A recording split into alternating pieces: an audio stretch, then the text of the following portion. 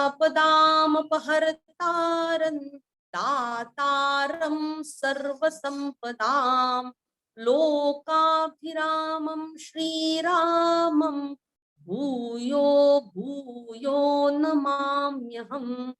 आपदामपहर्तारं, आ दीर्घ, दा दीर्घ, आपदामपहर्तारं. पहरतानंतर र वर चा असणारे अनुस्वारचं उच्चारण न, कारण पुढे द आलेला आहे म्हणून. दातारं सर्वसंपदां लोकाभिरामं श्रीरामं भूयो भूयो नमाम्यहम्. सर्वम आपदाम म्हणजे सर्व आपदांचे, आपदा म्हणजे दुःख संकटांचं हरण करणाऱ्या, अपहरतारम म्हणजे हरण करणाऱ्या, दातारम सर्व संपदा, सर्व संपदा देणाऱ्या, त्यानंतर लोकाभिरामम सर्व लोकांना आनंद देणाऱ्या श्रीरामचंद्रांना मी भूयो भूयो नमाम्यहम म्हणजे मी पुन्हा पुन्हा नमस्कार करतो. सर्व आपदांचे हरण करणाऱ्या, सर्वांना संपदा देणाऱ्या, सर्व लोकांना आनंद देणाऱ्या श्रीरामाला मी पुन्हा पुन्हा नमस्कार करतो.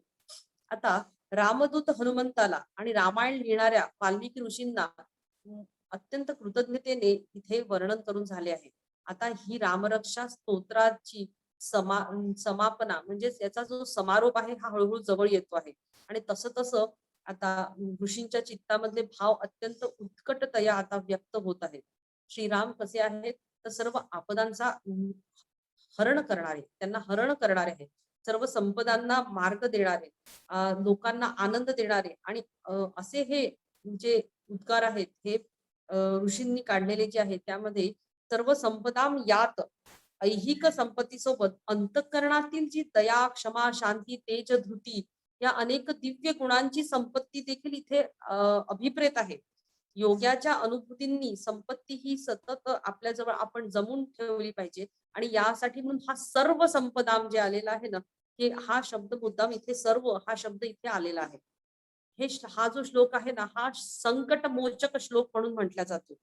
म्हणजे याचा जप केला असताना संकटाचं निवारण होतं असं म्हणतात. भक्त भूमिकेतून जेव्हा आपण बघतो तेव्हा मात्र हा रामकथेमध्ये, रामप्रेमामध्ये बुडून जावा असा हा श्लोक वाटतो. मनाची अशी अवस्था झालेली आहे. म्हणून रामाला वंदन करताना भूयो भूयो नमाम्यहम असं वर्णन आलेलं आहे. भूय म्हणजे पुन्हा, तर पुन्हा पुन्हा मी रामाला नमस्कार करतोय. ही शब्दाची मनस्थिती जी आहे, की हे शब्द जे आहे हे आपल्या मनाची मनस्थिती दाखवतं, की पुन्हा पुन्हा रामा बद्दलच आणि त्याच्या प्रेमामध्येच माझं मन स्थिर व्हावं अशी उत्कट भावना इथे व्यक्त होते. गीतेमध्ये देखील बघा, अर्जुनाला विश्वरूप दर्शन झालं 11व्या अध्यायामध्ये. तेव्हा त्याचं मन जे होतं ते भक्तिरूप अंतःकरणाने त्याचं मन जे होतं ते द्रवित झालं. अर्जुन म्हणतो, तुम्हाला मी 1000 वेळा नमस्कार करतो, मी 1000 वेळा तुम्हाला पुन्हा पुन्हा नमस्कार करतो. ती अवस्था इथे आलेली आहे.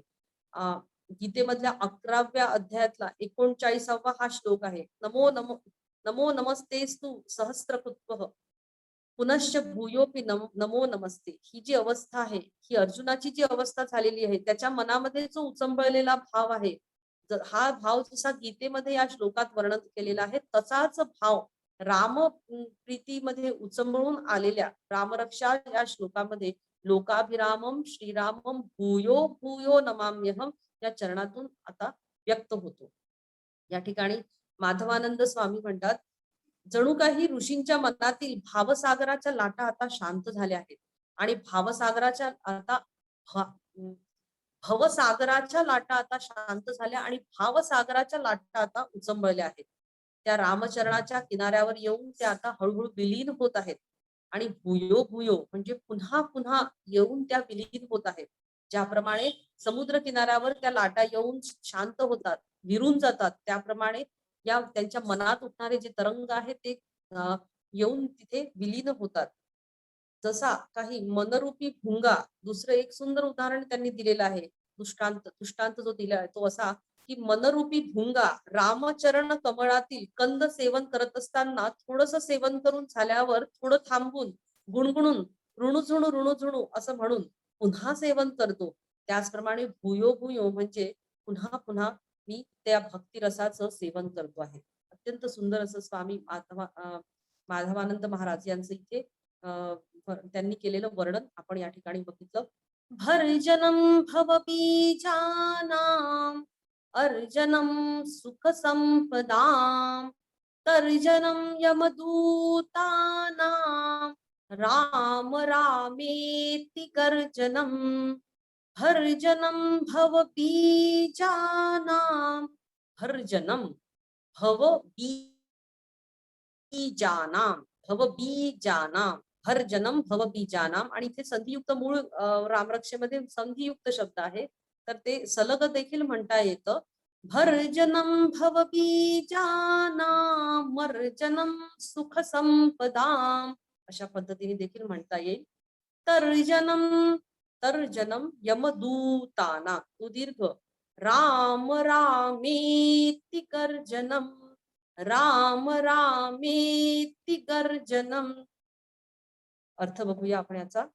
राम राम इति गर्जनम अशी गर्जना भवबीज तारून देणारी आहे, भाजून टाकणारी आहे. भर्जनम भवबीजाना भवबीज भाजून टाकणारी आहे. तर अर्जनम सुख संपदा अर्जनम म्हणजे अर्जन करणारी म्हणजे मिळवून देणारी. काय मिळवून देणारी आहे तर सुख आणि संपदा मिळवून देणारी आहे. आणि तर्जनम यमदूताना यमदूतांना धाक निर्माण करणारी आहे. राम राम ही गर्जना भवबीज भाजून टाकणारी आहे, सुख संपत्ती अर्जन करणारी आहे आणि यमदूतांना धाक दाखवणारी आहे. भक्ताचं अंतःकरण आता हळूहळू प्रेमाने भाव भरून गेलेलं आहे आणि अशा हर्षभरीत अंतःकरणाने मोठमोठ्याने राम राम अशी गर्जना करत त्या गर्जनेचं काय सामर्थ्य आहे हे या श्लोकांतून व्यक्त होत आहे. भर्जनम भवबीजानाम भवबीज भर्जन म्हणजे भाजलं जात आहे. कोणतीही साधना पूर्णत्वाला जेव्हा येते ना तेव्हा चित्तामध्ये परमात्म भाव जो आहे तो पूर्णपणे व्यापून जातो. स्वतः परमात्म्याशी एकरूप होतो आणि आपण ही जी अवस्था आहे ही एकदम एकदम घडत नाही. ही घटना अशी एखादी एकदम घटना घडली आहे अशी होत नाही. ती हळूहळू विकसित होत जाते. सुरुवातीला चित्तामध्ये भाव जो निर्माण होतो तो संसार प्रधान असतो. हा संसार आहे आणि या संसाराप्रती जे काही मी करतो आहे त्यातून ही भावना हळूहळू पुढे जात जात तो भगवत भाव होतो आणि भगवंताकडे ही भावना पुढे जाऊन विलीन होते. संसारामध्ये मी, माझी आई, माझे वडील, माझे नातेवाईक किंवा मी, माझी कामं, अहमपणा, अनेक कामना, विकार आणि त्यातून प्राप्त झालेले जे सुख दुःख आहेत त्याच्या आधारे सर्व मी मी मी असा हा जो शरीर संबंध आहे तो हळूहळू जो या सर्व गोष्टींना कारणीभूत जो ठरतो, सर्व प्रकारच्या दुःखांना आणि सुखांना, तो हळूहळू कमी होत जातो आणि उपासना जशी वाढत जाते त्या उपासनेतून भगवत भाव जो आहे तो मीपणाला हळूहळू दूर करत जातो आणि भगवत स्वरूपी हळूहळू तो मीपणा जातो आणि सांसारिक कर्म जी आहे ती हळूहळू सांसारिकता जी आहे माणसाच्या मनातली ती कमी होत जाते. असं कितीही झालं तरी ही संसारिकता आहे ही एका सुप्त बीजाप्रमाणे कुठेतरी मनामध्ये दडून असतेच आणि ते जेव्हा एखादी गोष्ट आपल्याला प्राप्त होते तेव्हा ते सांसारिक बीज पुन्हा फलद्रूप होतं आणि पुन्हा मग सांसारिक बीजामधून पुन्हा पुन्हा कामना वासना या निर्माण होत असतात. तर काम आणि अहम यांना अनुकूल वातावरण जेव्हा मिळतं ना तेव्हा या भवबीजाला पुन्हा वासनेचे आणि विकारांचे अंकुर फुटतच जातात आणि भगवत भाव जे आहे तो कमी होत जातो. आणि इथे ऋषी म्हणूनच वारंवार सांगतात आहे की भर्जनम भवबीजाना त्या भवबीज जे आहे त्याचं भर्जन ते भाजलं जात आहे हळूहळू म्हणजे ते कमी होत आहे. म्हणून रामनामाच्या या गर्जनेमुळे हे बीज भाजल्या जाईल आणि कोरड्या बीजाला पाणी मिळताच पुन्हा अंकुर फुटतात. परंतु जर बीज भाजल्याच गेलं असेल ना तर त्याला कितीही पाण्यात जरी ठेवलं तरी त्याला अंकुर काही फुटत नाही. हा आपला साधारण धर्म आपल्याला माहितीये. तसंच हे जे रामरूपी भवबीज आहे हे जर भाजल्या गेलं चित्तामधला भगवत भाव जर कायम राहिला तर संसारामध्ये सर्व प्रकारचे उपभोग घेऊन सुद्धा अहंकार विविध विकार हे हळूहळू कमी होत जातात आणि संसार प्रधानता कमी होऊन चित्तामध्ये ईश्वर प्रधानता जी आहे ना ती वाढत जाते आणि अशा प्रकारे हे बीज अंकुरत नाही, तर ते हळूहळू कमी होत जातं.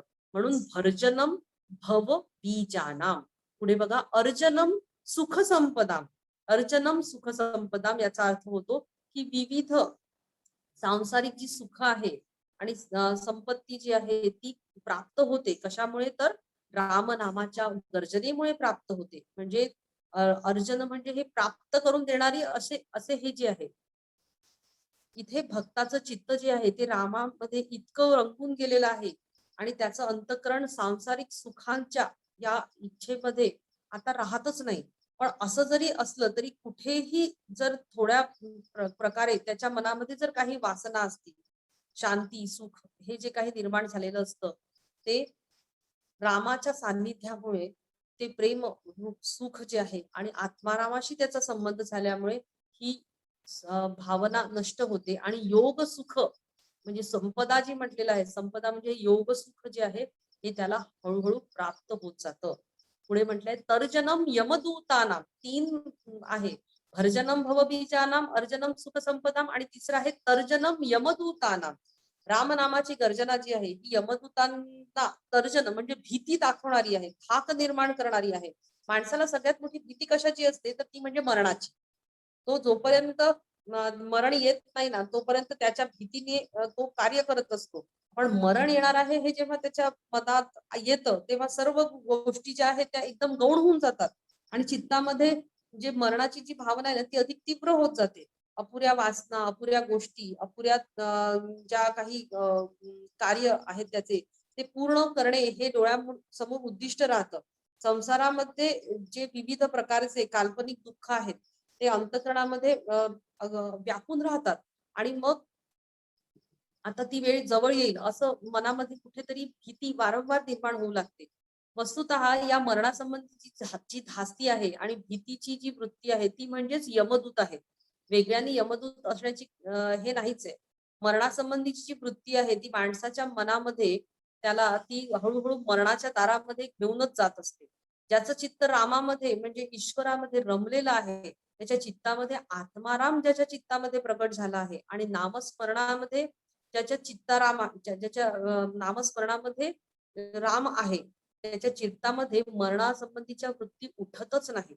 हे वृत्तीरूपी जे यमदूत आहे ते त्याच्या चित्तामध्ये येतच नाहीत आणि मग ते निघून जाऊन त्याला ते घाबरतात देखील, असं इथे वर्णन आलेलं आहे. म्हणून तर्जनम यमदूताना, मरणासंबंधीच्या ज्या काही भीती आहेत, जी काही भीती आहे ती या ठिकाणी नष्ट होते. राम राम इति गर्जनम.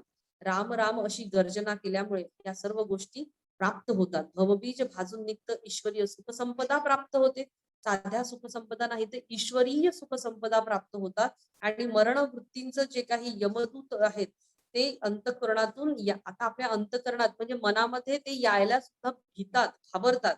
गर्जना म्हणजे आनंद आणि ग्राम सान्निध्यामुळे चित्तामध्ये आनंद निर्माण होतो, उत्साह निर्माण होतो आणि निर्भयता देखील होते आणि हे सर्व प्राप्त होतं केवळ 2 अक्षर या मंत्रामुळे. तो बीज मंत्र आहे राम राम. म्हणूनच ही जी सिंह गर्जना आहे ही आपल्याला हे सर्व सामर्थ्य प्राप्त करून देते आणि त्या सामर्थ्यातूनच आपण पुढे रामनामाशी एकरूप होतो. असा हा श्लोक आहे.